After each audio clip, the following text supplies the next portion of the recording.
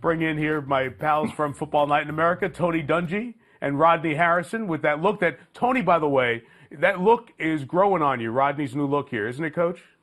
I like it. He looks like a 30-year-old and, reminds me of my younger days. So I want him to keep it as long as possible. I'm getting so many people are giving me a hard time about my mini fro. I'm just going to let it grow until this whole thing is over. Yeah, not a hard time. I love it. If you can do it, do it. Absolutely. I We're both jealous of you. You saying that, Mike.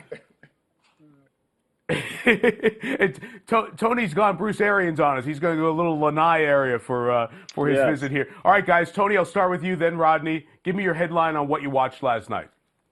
Well, I, too, was a big fan of Miami's pick and picking Tua. But the thing that stuck out to me, Mike, was all the offensive tackles and corners who went high. When I was coaching, and I was with Bill Polin and Rich McKay, and we always said, hey, in the first round, you got to get impact players, guys who touch the ball, guys who score touchdowns, guys who sack the quarterback.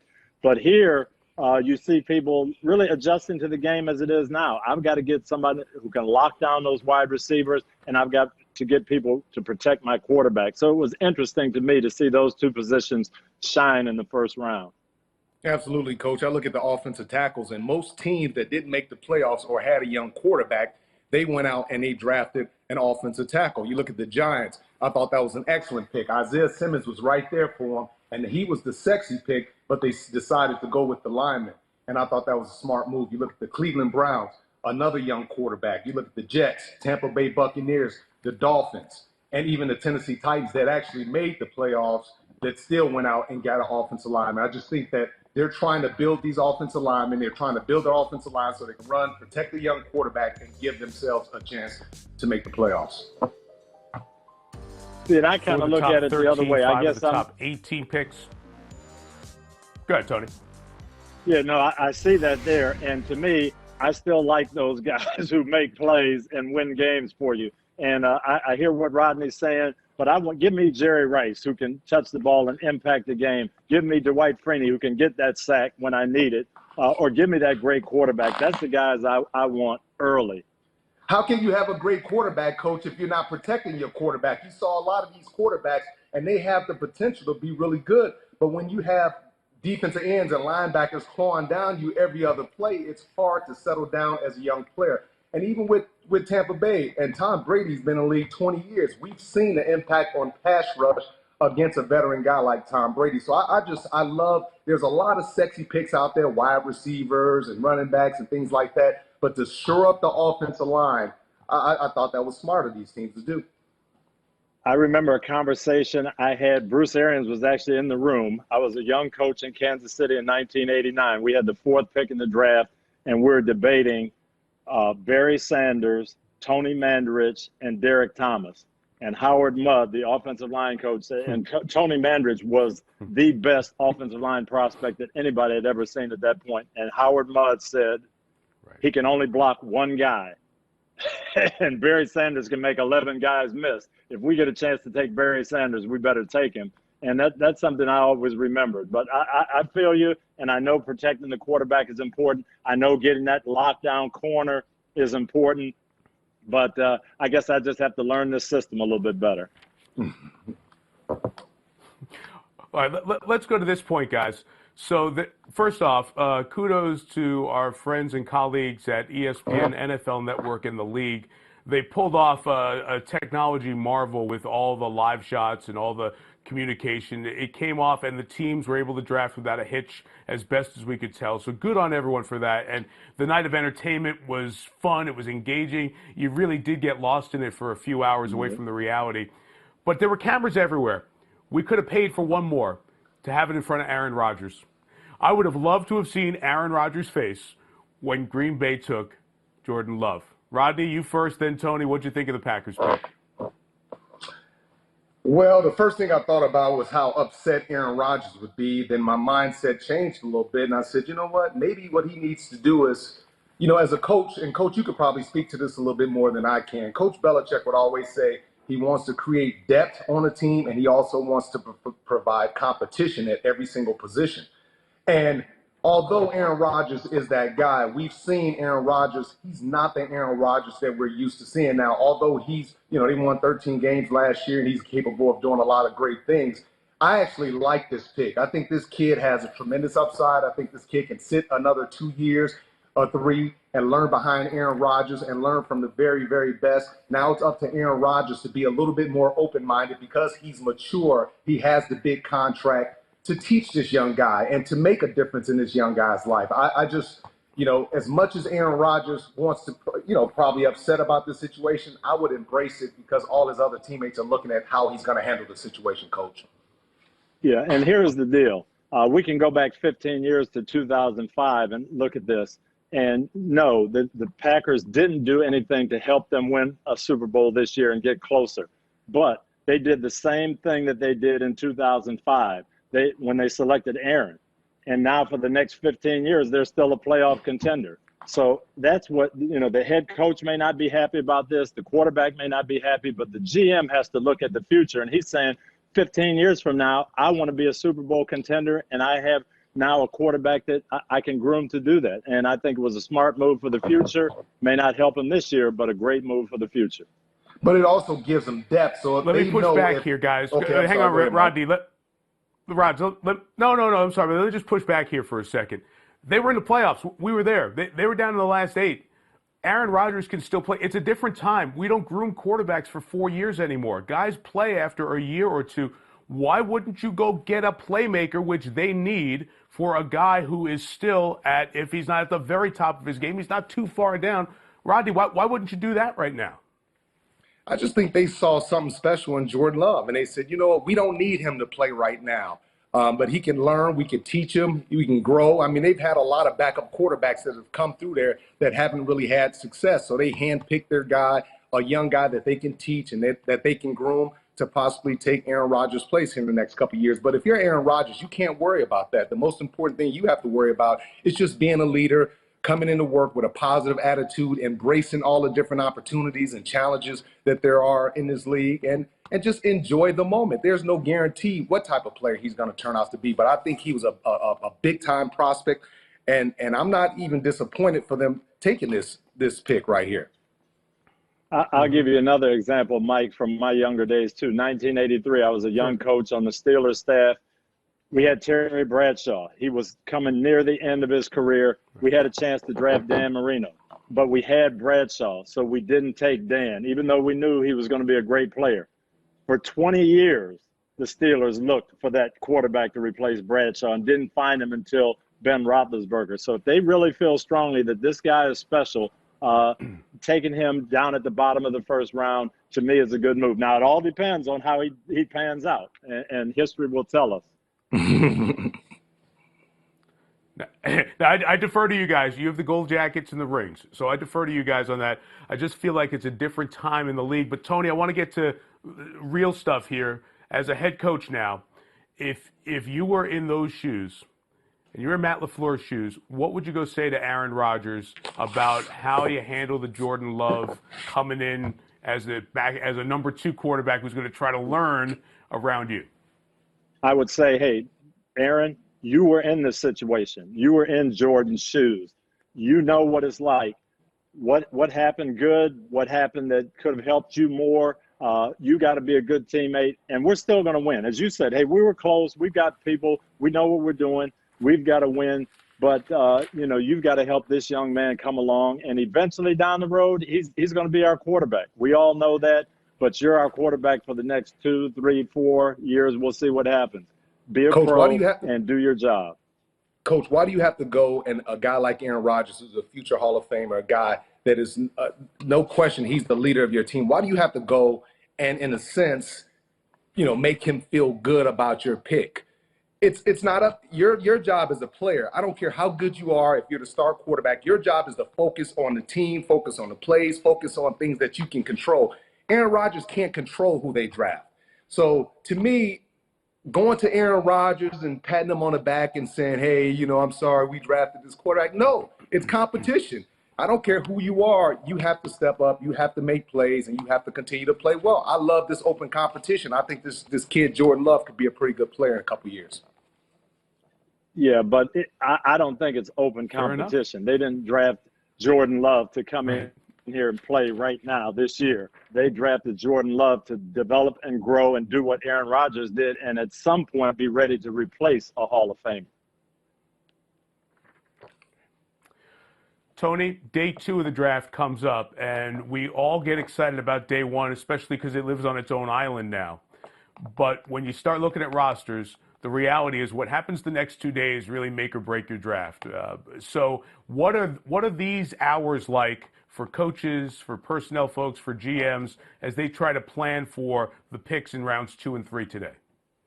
No, you really are trying to hit on the guys that you really like. They aren't that surefire pick. They've got a little something missing, but what is going to fit into your chemistry and your team? And I used to love these days. I mean, this is when we got the Mike Allstotts and Rondé Barbers and Robert Mathises and people who, stepped up and played a long time and played really well, but there was something just a little bit off. Height, weight, speed, competition level, something. But these are guys that you have your eye on and you really, really want to get them.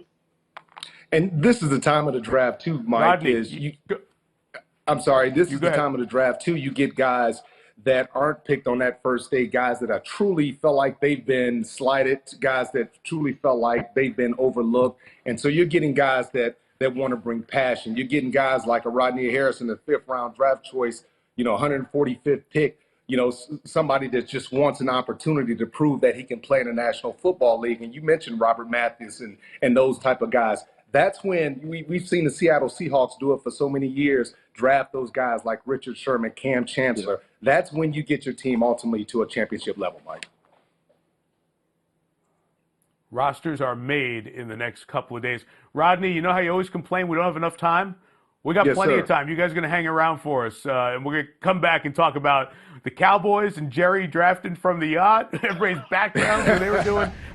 The Chiefs, the champs, got better, I think. And then there was Belichick last night. Stay in character. Be who you are, right? You've had more time to take a peek at the draft here while you've had this time on your hands. Anything you want to see your favorite team pull off this year in the draft? Yeah, I think we need to get some receivers for Carson.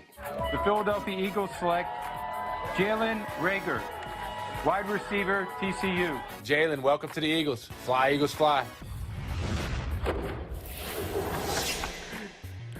The welcome for the 3-time and reigning American League MVP, Mike Trout, for Jalen Reagor as the 6 wide receivers. Vegas had it at 5.5, as Brent Musburger told us on the show the other day. Hope you took the over, Brent.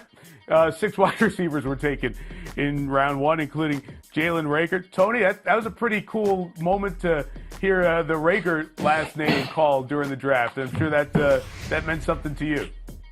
Yeah, one of the benefits and having Mike Trout call his name too and give him a shout out. So I know the Eagles are happy. I know Carson Wentz is happy, and it looks like Trout is happy as well. Yeah, very cool. Monte Reagor, his dad, of course, from the Colts days. Let's talk the division there, guys. And we saw the Cowboys. Yeah, absolutely. The Super Bowl team as well. Let's talk the Cowboys at 17, because some folks were itching for Philly to jump up a little bit and go get CeeDee Lamb. And Rodney, he goes to the Dallas Cowboys. What are your thoughts on that pick? Well, I was actually waiting for the Dallas Cowboys to go out and get their safety at this point, because, the last couple of years they've been talking about how much or how badly they need a safety. And when I saw CeeDee Lamb sitting there, I was like, there's no way you can get Grant Delpit or Xavier McKinney from Alabama and pass up CeeDee Lamb. I thought CeeDee Lamb was, top 2 wide receiver, him and Jared Jeudy. And, as much as I like the defensive side of the ball, I think this was an absolute home run. CeeDee Lamb is an excellent player, not the fastest guy, but just a player with great hands, great instincts, toughness. He's not the biggest guy, but will come across the middle. I'm really pumped up about this. And I do believe that he has the potential to become a better receiver than Amari Cooper. I think he can be the Dallas Cowboys number 1. Well, I'm glad you're coming around to my way of thinking. Get those weapons for Dak Prescott. Keep feeding that beast. I love it. You mentioned Dak. I didn't want to let us go by. Dak's brother Jace passed away yesterday. That was announced by the Cowboys. Just want to share a moment in our thoughts and our prayers with the the Prescott family after that. Tony, it was interesting to read the comments coming out of Philly late last night and early this morning in terms of a potential trade up. And the quote was, we did look at our options to trade up. And obviously Dallas was sitting there in that spot. When you are on the clock or you are watching a couple of picks ahead, do you pay extra attention to your division and what a division opponent might do? And how much does that impact your call while you're on the clock? No, we never did that. We always try to look at ourselves, but you do look at the guy that you have your eye on and the position you need. And if there's one guy there and you really want him, then you start thinking about calling and getting up because we don't want to lose that guy. If there's a couple of receivers that you like, you feel good about it. And I'm sure that's what happened as the receivers started going, hey, we better make some calls and make sure we get the guy we want, especially when that run starts happening on receivers. Rodney, on the New England side, they trade out with the Chargers. The Chargers jump in. It's going to be a very busy rounds 2 and 3 for the Patriots. What's your view on New England sliding out of round 1? Well, I can't say that I was surprised, but, I had my entire family sitting here downstairs in the basement waiting for the pick, and all of a sudden they traded. And the first thing I thought about was Coach Dungy, and Coach Dungy probably would have said, you know what, no surprise there. Of course, they don't, draft the first-round guy. But, yeah, I think obviously Coach Belichick, he sold on Jarrett Stidham, his starting quarterback. I think from a defensive perspective, they're going to really load up on the defensive side, improve that defense. Offensively, Mike, I was expecting a wide receiver at this position. I even thought they were going to try to move down and grab a pass-catching wide receiver, and I was just a little disappointed that they traded out of that position. Tony, you're in Rodney's head. He can hear you even when you're not there with him. The Patriots have 5 of the 68 picks coming up in the next couple of rounds. And I can really kind of look at Coach Belichick's strategy. Is there a special guy, that awesome playmaker in round 1? No, we didn't get any of the guys we had targeted there. Let's move down and try to pick 3 or 4 guys and get that depth rather than sell out to one guy who might not be exactly what we want. And they've had a lot of success with that strategy in the past, so it didn't surprise me either. Don't worry, we're getting to the Tampa Bay conversation here in a bit. Kansas City, last pick of that first round. This is a player we talked about on the show yesterday. Clyde Edwards-Helaire was an electrifying back on a really talented LSU team. So the champs get a guy from the national championship team. Tony, I love that fit for Kansas City at the end of the round. I really do. And think of the guys Andy Reid has had success with. Think of Brian Westbrook, Darren Sproles, those versatile guys who can run, catch the ball, catch the screen pass, and make big plays. I love this guy. I saw him play in the national championship game. I love his heart. And Kansas City just keeps adding those weapons for Patrick Mahomes. They know that they're going to win by outscoring people and being dynamic on offense. I think this is a tremendous pick. Coach, I have to agree with you 100%. I'm sitting there looking, I'm shaking my head like, oh, my goodness, they get a pass-catching receiver type running back out of the backfield. He's got tremendous hands. He can run in between tackles, and the kid plays hard. He plays with a lot of toughness, a lot of heart, a lot of commitment. I love the pick, Coach, and I just think that, I played against Brian Westbrook, and I knew how difficult he was to defend out of the backfield. They would motion him out of Andy Reid's offense, one-on-one matched up against a linebacker. They'd do it against a strong safety. I think this kid was the perfect fit for their offense, Mike. And the AFC West went back to the AFL. You had Jerry Jeudy with Denver. You had Henry Ruggs taken. That was an all-time Al Davis pick, wasn't it, Tony, with Henry Ruggs? Coach Gruden always talks about the Davis influence when he was around Al. That is just get speed and put him on the field. I had a friend named Kent McLuhan who used to scout for the Raiders when Al Davis was in charge, and he always told me, I'm going around the country, I'm looking for the biggest, fastest guys we can get because that's who Coach Davis wants. So speed, and you kind of knew they might lean in that direction. Hey, Coach, it's funny because I used to play in the AFC West against – I'm sorry, Mike, but real quick. I used to play in the AFC West against the Raiders, and at one point in time, I remember our coach walking up to the front of the room saying they had 16 first-rounders on their roster. And that's exactly what they had, Coach. You saw everybody was 6'3", 6'4", 6'5", and everybody could run a 4.4, 4.3, 4.2. They were big and they were fast. And that, you just talked about them going back to the, Henry Ruggs. Yeah, that's the blueprint. And I don't want to leave out the other team in the division that obviously had the 2 first-round picks and made the significant impact.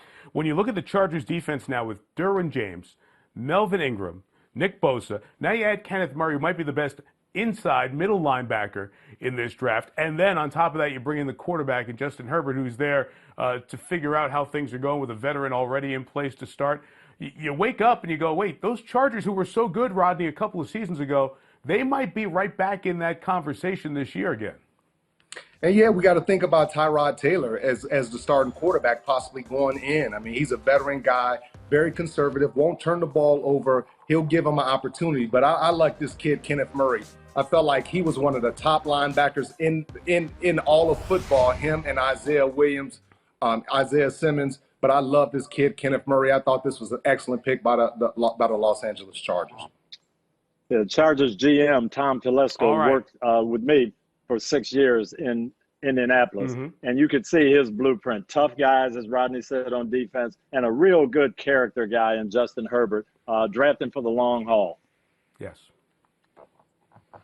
Tony, I left the best for last. Rodney hasn't been to a barbershop in a little bit, but the Tampa barbershop has to be buzzing with what's happened with the Bucs. Push back a little bit, and now here's Gronk. And then here comes Wirfs, the tackle in there. And now Tampa Bay at 13 has added somebody to protect Brady so he can throw out all these weapons. What are you thinking about what the Bucs are putting together right there? The barber shop is, I called my barber, Ben Wright, this morning. What in the world? Who are we playing in the Super Bowl? Who's going to make it from the AFC? Oh, come on, Coach. No, we got a great tight end now. We've got a 6th-ring quarterback, and now we've got one of the top offensive tackles to protect him, to go with all these weapons we got. Who are we going to play in the Super Bowl? Coach, now, come on, Coach. You know better than anybody. You can't declare Super Bowl right now. They haven't practiced. Tom doesn't even know the playbook. We're in the barbershop. We can say whatever we want. Tom doesn't even know the playbook. Tom's 50 years old, and you're betting everything on Brady. He is calling guys now. He's working out with them. He got kicked out of the park downtown. They said, you can't work out here. The parks are closed. So, he's going to get it going. He's going to increase everybody's awareness. He's going to get everybody better. And the excitement here is through the roof. It really is. Yeah, Mike, and real quick for me, I'm looking for Tampa Bay to grab a running back, a pass-catching running back out of the backfield to really help them move forward. They have the weapons on the outside. Obviously, they got Gronk, Cameron Brate, O.J. Howard. Maybe he gets implemented back into the offense. And that was one thing, Coach. I wanted to ask you, why wouldn't the Patriots go after O.J. Howard if they just gave Gronk away and they need a tight end? Well, they might have asked about him, but I think now Bruce Arians is going to keep him. I've got a quarterback who knows how to work tight ends, who will get the most, who will motivate O.J. Howard. I think Bruce Arians is going to say, hey, we got this guy who's talented. Maybe Tom can get the most out of him. Bucs pick at 45 in the second round. Rodney, was this enough time for you? It was awesome, Mike. I didn't have to rush and, anything like that. Coach didn't hog up all the time either, Mike, because he's I know. And the best thing, no Florio or Sims to get in the way. They just had their 4 hours. So you guys stay safe. Best to your families. Enjoy the rest of the draft. Have a great weekend. We'll talk soon. Thanks, guys. You too, Mike. Right. Take Thank care, you, Mike. Hi, I'm Mike Tirico, and thanks for watching. Make sure to hit subscribe for the latest news and highlights from NBC Sports.